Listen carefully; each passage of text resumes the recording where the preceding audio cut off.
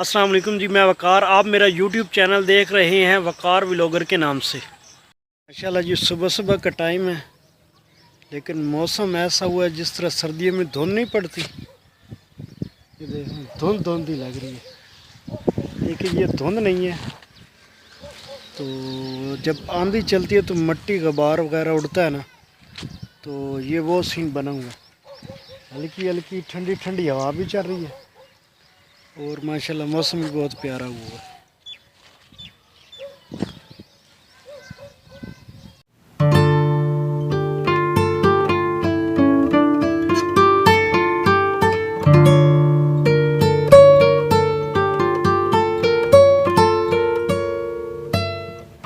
सरदार साहब, ये जड़ा अज उत्ते गर्दा गुबार उड़े हुआ है, मैं अपने नाजरीन में कोई खा लवां।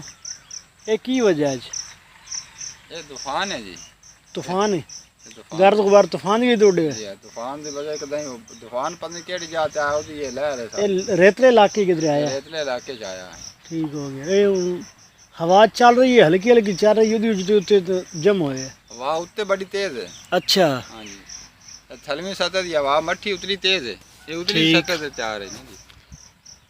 लेकिन मैं सुबह उठे ना, हाँ जी, अज तक सुबह ही है, तो मैं समझा धुंध पै गई, सर्दियाँ आ गई। मैं सर्दियाँ समझ ली सन। ओ मेरा छोर आता बू सर्दी तो नहीं आ गई, धुंध पै गई। मैं मेरे पता धुंध नहीं पै गई है, धूड़ है।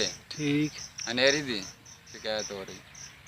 चलो अल्लाह खैर करे, अल्लाह ताला मौसम ठीक हो जाए। तो एक्सीडेंट के खतरात होंगे, अल्लाह ताला हर इंसान अपनी जगह ते महफूज पहुँचाए, अपनी हिफ्ज़ अमान के अंदर रखे, क्योंकि ज़्यादातर ट्रैफिक का मसला होंदा है जनाब। ट्रैफिक का मसला है अजकल जी सड़क है ना जी।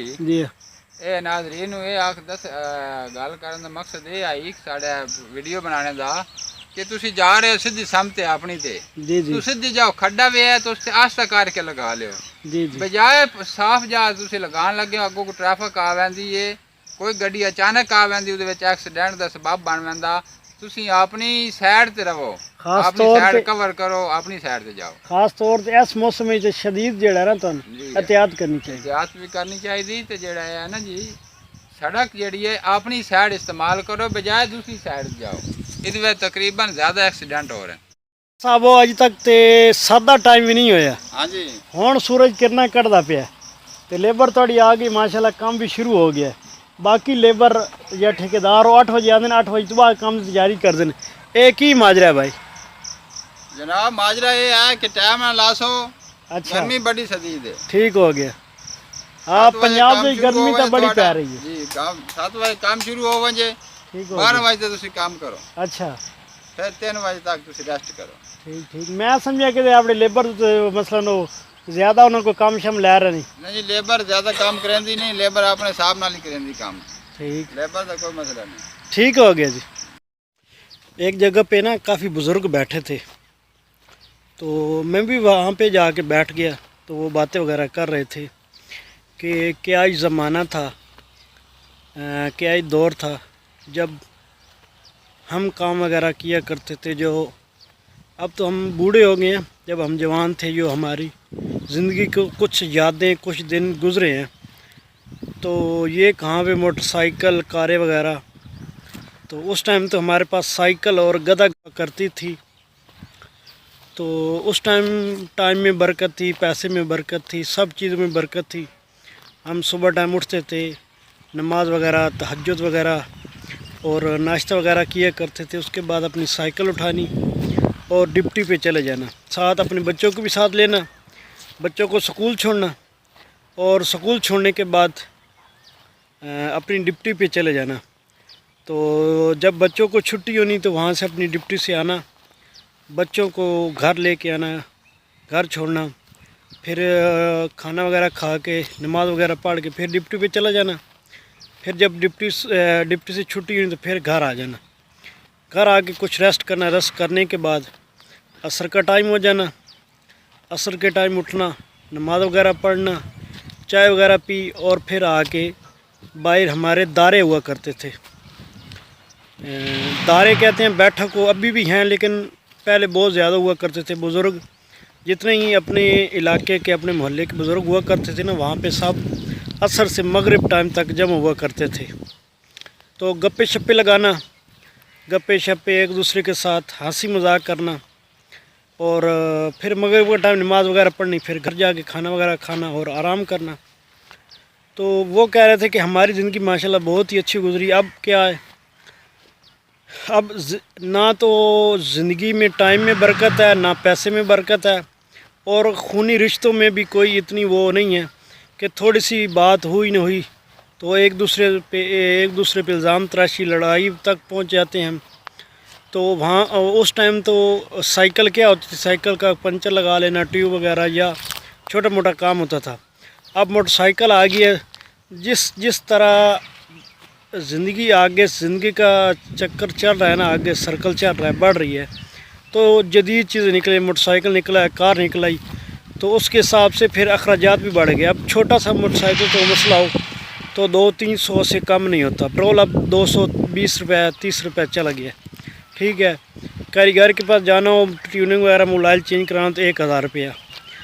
मसलन कि अब हमारे पास मोटरसाइकिल भी आ गया, तो बड़ी मुश्किल से हम डिप्टी पे जाते हैं, डिप्टी से आके बच्चों के ले आते हैं, और फिर असर का टाइम हो जाता है। असर के टाइम फिर पीछे टाइम क्या रह जाता है। तो उनका कहना ये था कि हमने माशाल्लाह बहुत ही अच्छा दौर गुजरे हमारे टाइम पे। माशाल्लाह उस टाइम माएँ हमें सुबह उठ के चाय की जगह पे लस्सी दिया करती थी, हम लस्सी के साथ नाश्ता करते थे। अब क्या है, अब सुबह सुबह पापे आ रहे हैं जी, बर्गर आ रहा है, पता नहीं क्या क्या चीज़ें आ रही हैं। तो माशाल्लाह बहुत ही अच्छी अच्छी उन्होंने बातें की थी, कुछ तो हमारी नसीहत की थी माशाल्लाह। तो ये बुज़ुर्गों की ज़िंदगी के माशाल्लाह बहुत ही अच्छे अच्छे किस्से हैं जी। लेकिन हम उसके ऊपर अमल, ठेकेदार साहब अगर इंसान देते मुश्किल वक्त आ जाए तो वो किस तरह मुश्किल वक्त नू गुजारा कर सी या उन्होंने हैंडल कर सी। जनाब इंसान जड़ा है वो पहली गल तो तकवा अल्लाह ते रखे जी जी, और यकीन रखे कि या अल्लाह तू ही सब कुछ है मेरा, जी जी, तू ही देना, जी जी, तू ही पालना, तेरे हाथ से रिज़्क़ है। अच्छा, दूसरी गल है कि किसी अगे रोवे पिटे नहीं, मैं मर गया, जी, मैं जी, फलाना हो गया, मेरा निज़ाम बड़ा ख़राब है, मैं भुक्खा मरदा पिया, ये चीज़ें गलत हैं। अच्छा, तुसी हर हाल दे विच अल्लाह ताला दा अल्लाह दा शुक्र अदा करना करो। चाहिए। उस तो बाद जब थोड़ा औखा वक्त है, अवल तो है कि फ़र्ज है नमाज 5 वक्त की नमाज पढ़नी। जी जी, चलो तुसी नहीं पढ़ते, गफलत चाहो भी सही, पर बुरा वक्त थोड़ा आवे, तुसी सजदा वुज़ू करो, नफल पढ़ो, जी, अल्लाह जी, के रो के अर्ज करो, या अल्लाह तू अपनी रहमत जी जी, कर और खुली रोज़ी समझे चल के। वो जनाब इस गल करन दा मकसद ये आई कि मैं अपना एक वाक़या सुनावा कि सर्दियों के डांगन अगे जमरात तो जमरात तक जड़ी लगती है। जी जी, बिल्कुल। वो पूरा हफ्ता ही बारिशां शुरू हो पूरा जाती, हफ्ता बारिश मठी मठी मठी मठी। वो ऐसे भी खानदान होंगे जिन्हें कोल उस टाइम हफ्ते का खाना राशन नहीं होंदा, उन्हें मैं भी एक शामिल है। जी जी, जनाब लक्कड़ कोई ना, जी जी, आटा कोई नहीं, ठीक हो गया। उन्हें दिनों दे विच जिदन जो झड़ी लगी सी, जो भी कोई नहीं, अच्छा, कोई चीज़ नहीं। मैं घर दे राशन खत्म हो खास गया। है। काम की कर दे सोचता, काम में मिस्त्रियाँ ले करदा तो मिस्त्रियाँ जड़ी विच हफ्ता भी घर बह रही है तो फायदा कोई। कितना अरसा पहली गल है? ये 2007 की गल। अच्छा, आगे, पर यह है जी मैं किसी अगे बंदे अगे हाथ नहीं खिलाया, जी जी, मैं रब को, अच्छा, रब इंज खजाना खोलिया, एक दिन दिहाड़ी लगी, जी जी, फिर मेरा साल काम नहीं खत्म। माशाल्लाह माशाल्लाह, ये मकसद सबर असल कीता। गल है कि सबर किया और अल्लाह का शुक्र किया और जी जी, अल्लाह की अर्ज की। जी जी, किसी बंदे अगे ना कोई भाई अगे गया, किसी अगे ना किसी अमीर अगे गया, जी जी, जी मदद करो मेरी, मैं मर गया भुखा, रो पिटो अल्लाह के बंदे अगे ना रो। जी जी। नाजरीन वास्ते मेरा यही अर्ज है कि अपना अल्लाह ते तकवा रखो। ਇਹ ਹੁਣ ਤੁਸੀਂ ਮੇਰੇ ਨਾਜ਼ਰੀਨ ਨੂੰ, ਮੇਰੇ YouTube ਫੈਨ ਮੈਂਬਰ ਨੂੰ ਇਹ ਤੁਸੀਂ ਇੱਕ ਨਸੀਹਤ ਕੀਤੀ ਹੈ जी हाँ, ਕਿ ਜਦੋਂ ਵੀ ਇਨਸਾਨ ਦੇ ਉੱਤੇ ਮੁਸ਼ਕਿਲ ਵਕਤ ਆਵੇ ਤੇ ਅੱਲਾਹ ਤਾਲਾ ਦਾ ਸ਼ੁਕਰ ਅਦਾ ਕਰਨਾ ਚਾਹੀਦਾ ਔਰ ਸਬਰ ਕਰਨਾ ਚਾਹੀਦਾ। वुज़ू करके नफल पढ़ो।